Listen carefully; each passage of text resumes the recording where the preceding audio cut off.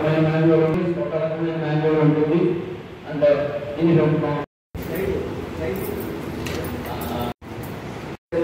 Various learning and teaching methodologies మనం చెప్పాలి. అంటే దీంట్లో ఎలా ఉంటుందంటే మనం టీచింగ్ ఇంప్రూవ్మెంట్ ఏమైనా చేసుకున్నామా, లేకపోతే మన లెర్నింగ్ ఏమైనా ఇంప్రూవ్ అయిందా.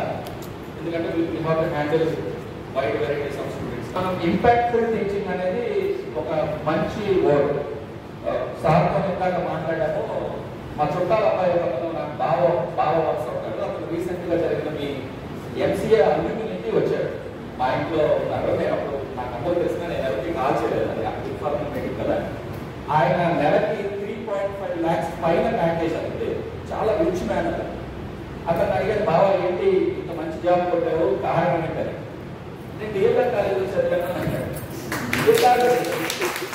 అంటే డిఎల్ఆర్ అంతవరకు నాకు మా డిఎల్ఆర్తో సంబంధాలు ఉంటాయని వాళ్ళకి తెలియదు. వాళ్ళ వైఫ్ ఒక డాక్టర్, ఆయన సాఫ్ట్వేర్ ఇంజనీర్.